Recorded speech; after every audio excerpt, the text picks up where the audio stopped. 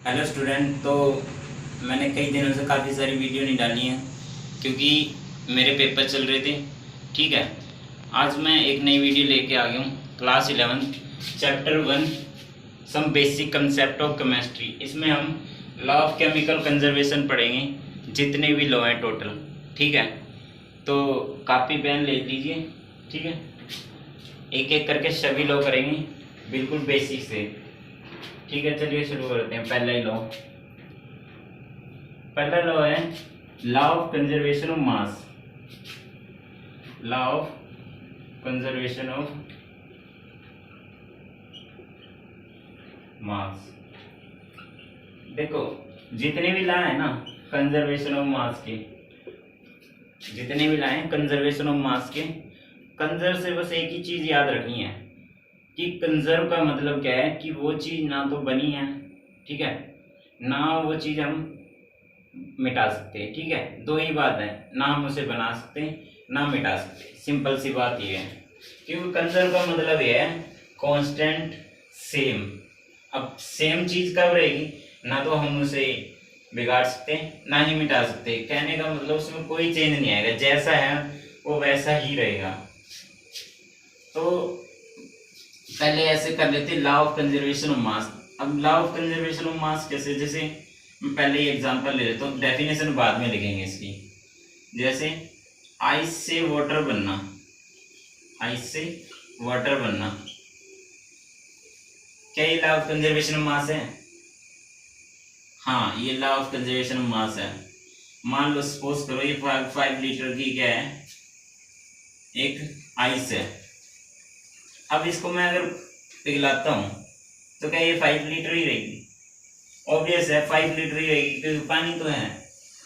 तो यहाँ पे चेक करो, लॉ ऑफ कंजर्वेशन ऑफ मास, यानी कि मास क्या रहा, सेम रहा। अब तुम कहोगे ये तो लीटर में है सर। हाँ लीटर में है तो इसको उसमें कर लो। देखो आइस का फॉर्मूला क्या हुआ, H2, और इधर देखो वाटर का भी फॉर्मूला क्या हुआ, H2। अब चेक करो हाइड्रोजन की वैलेंसी कितनी होती है, एक। अब एटम कितने, दो, दो से मल्टीप्लाई करना, प्लस ऑक्सीजन की वैलेंसी 16। उसके बाद इधर भी आ जाओ, हाइड्रोजन की वैलेंसी एक और गुणा दो, दो एटम के लिए, और ऑक्सीजन की कितनी होती है 16। अब इनको जोड़ना, कितना हो गया ये 18। इधर चेक करो 18 ग्राम, ये भी किसमें है 18 ग्राम। चेक कर लो इनका मास क्या है, सेम है।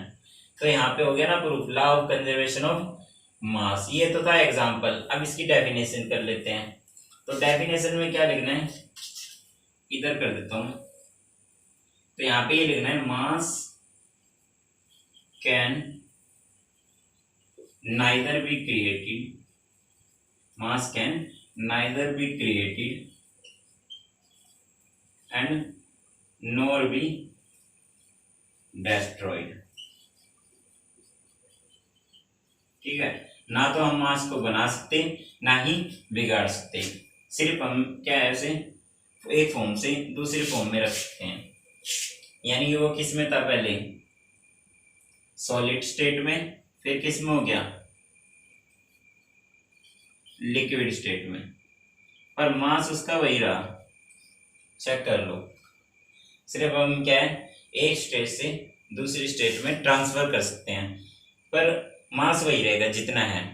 तो ये होता है लॉ ऑफ कंजर्वेशन ऑफ मास। अगला नेक्स्ट लॉ करते हैं।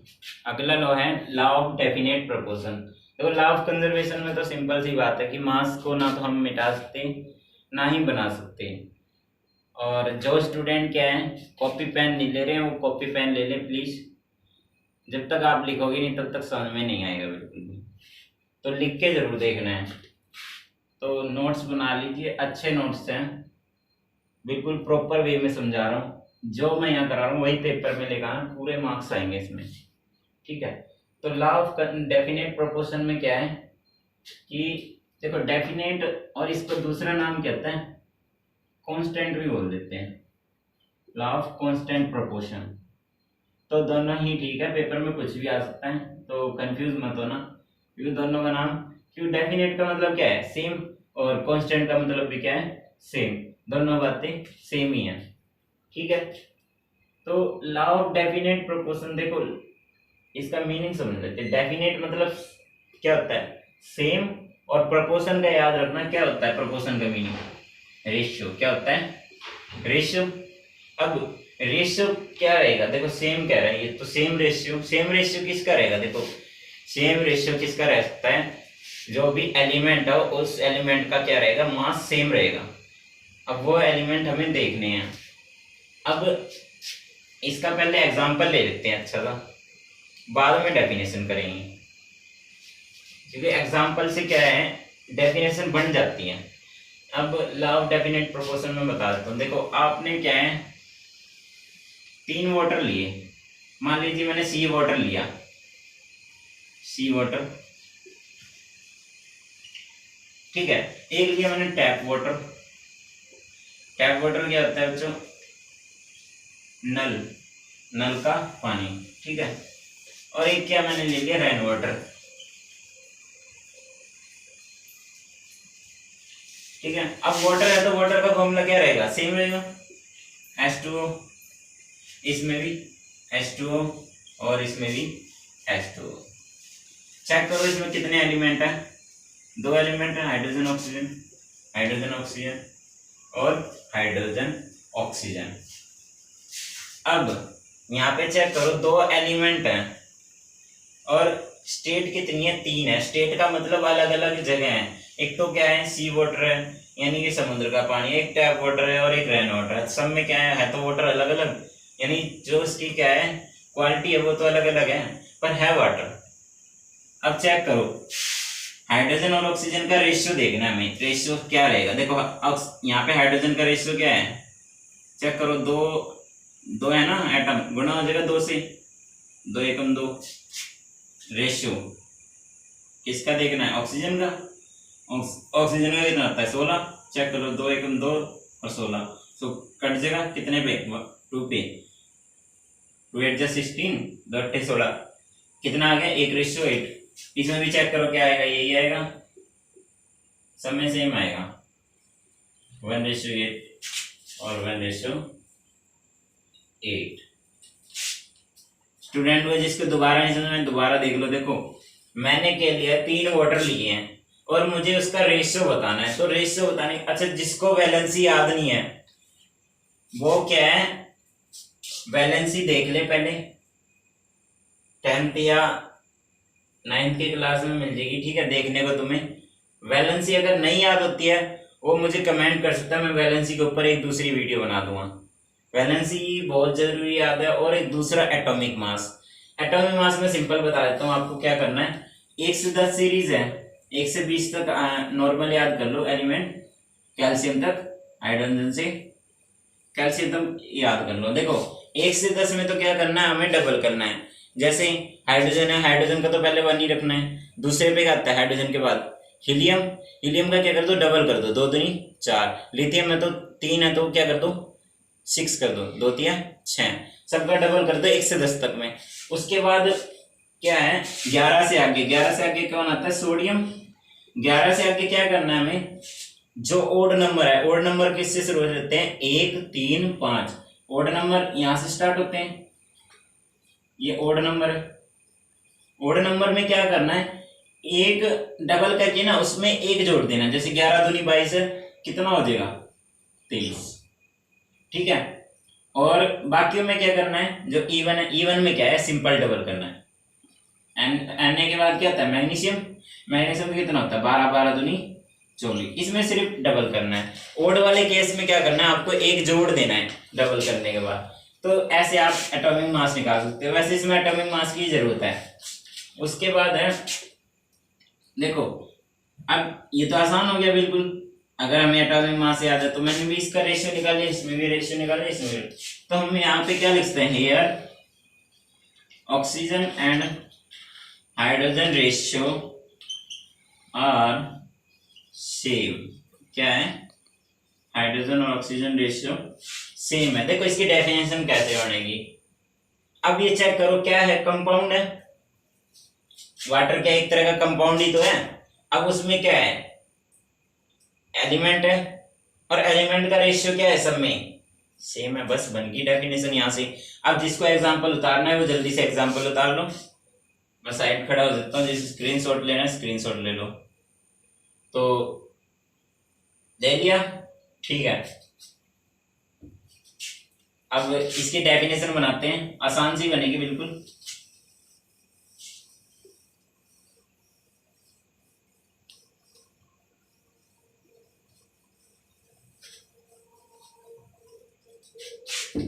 देखो मैं बोल रहा था एक कंपाउंड है वाटर, क्योंकि एलिमेंट में लिख के क्या बनाते हैं, कंपाउंड बनाते हैं। एक कंपाउंड ऑलवेज कंटेन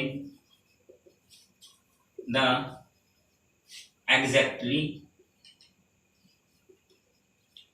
एक कंपाउंड ऑलवेज कंटेन, ये हटा दो, exactly the same element, exactly the same element.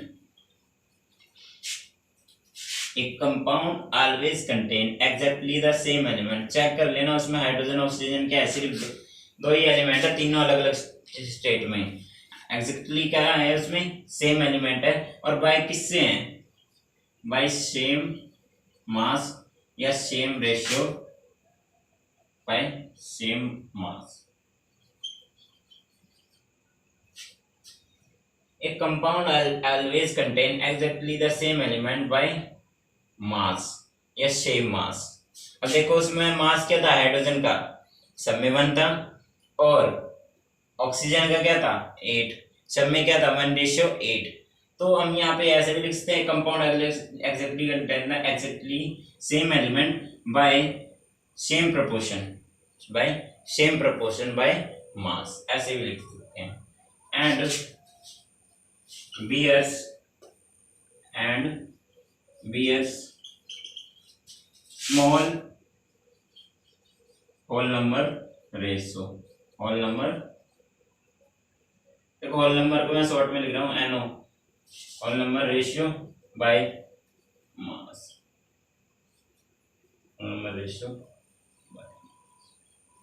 देखो होल नंबर रेशियो क्या होते हैं, होल नंबर किससे स्टार्ट होते हैं बच्चों,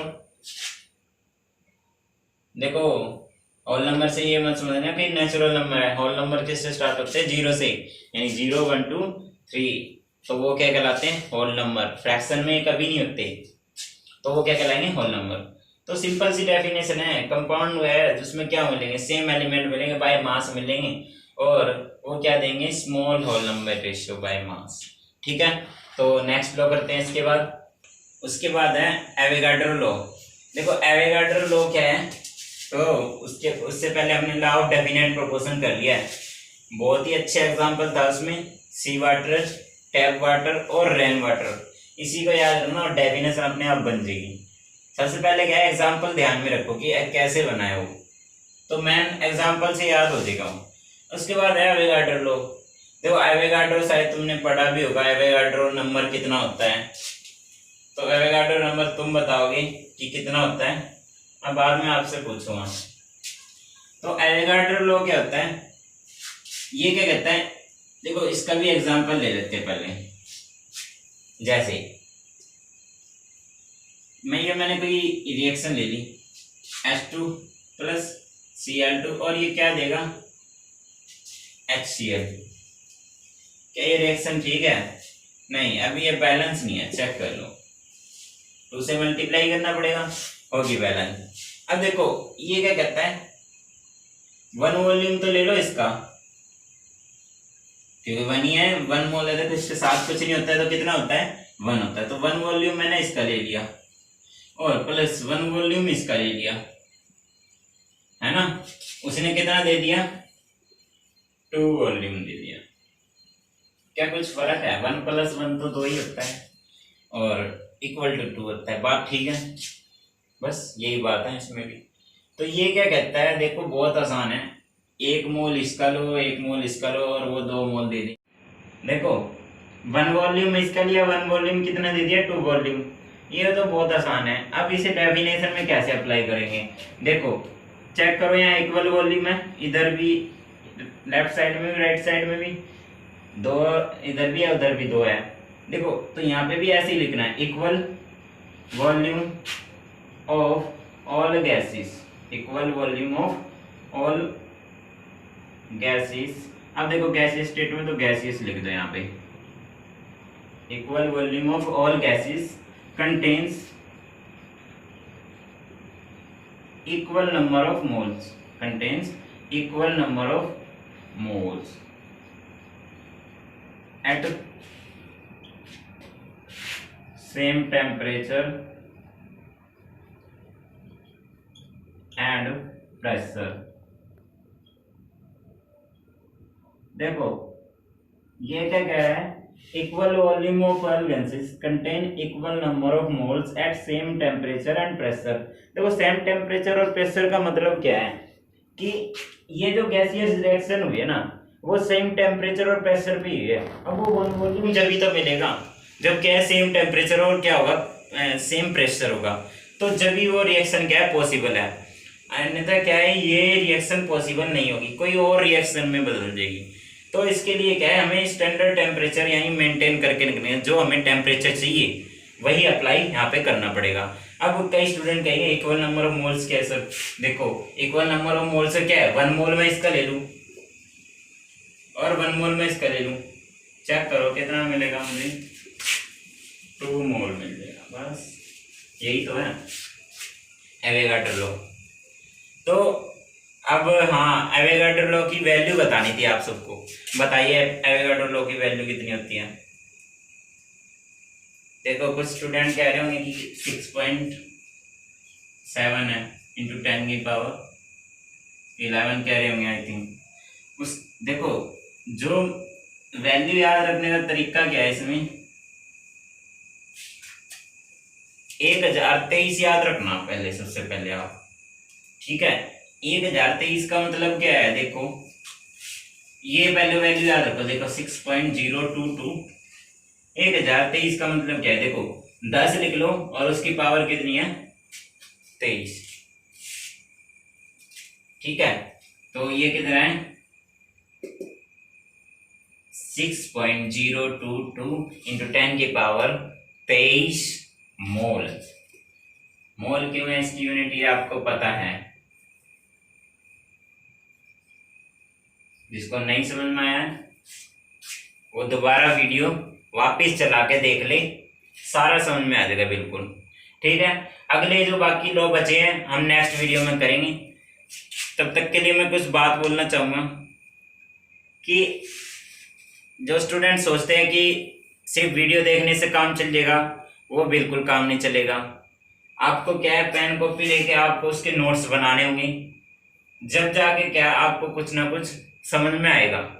समझ में जस्ट आने का मतलब क्या है, थोड़ा बहुत आ जाएगा। अब वो पक्का कैसे होगा, जब आप उसकी क्या बार बार प्रैक्टिस करोगे, उससे क्या है आपको सारे लोग क्लियर हो जाएंगे। तो जितना मैं कराता हूँ उसको नोट्स में लिख लो, उससे क्या होगा आपको याद रहेगा कि मैंने लिखा क्या है। अब ऐसे क्या होता है वीडियो चलाने से बस हम देख लेते हैं और उसके बाद क्या है भूल जाते हैं। देखो उससे मैं ये कहना चाह रहा हूँ कि अगर जब तक आप लिखोगे नहीं कॉपी में आपको कुछ समझ में नहीं आएगा, तो इससे अच्छा है आप उसको लिख के देखो। अब ऐसा होता है कि फिर अगर हम कोई पिक्चर या मूवी वगैरह देखते हैं वो तो क्या हमें याद रखती है, अब रहती क्यों है आपको भी पता है, क्योंकि आप हम क्या करते हैं उसमें इंटरेस्ट लेके देखते हैं। अब आपको पता है पढ़ाई तो सबको जो है बोरिंग सी लगती है, खास करके उन स्टूडेंट को जो क्या है कभी किताब उठा के नहीं देखते हैं, और वो जब देखते हैं जब एग्जाम टाइम आता है।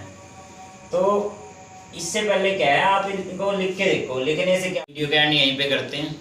अगली नेक्स्ट वीडियो में हम क्या है बाकी के बचे हुए केमिकल लॉ करेंगे। तब तक के लिए बाय, ठीक है, गुड लक।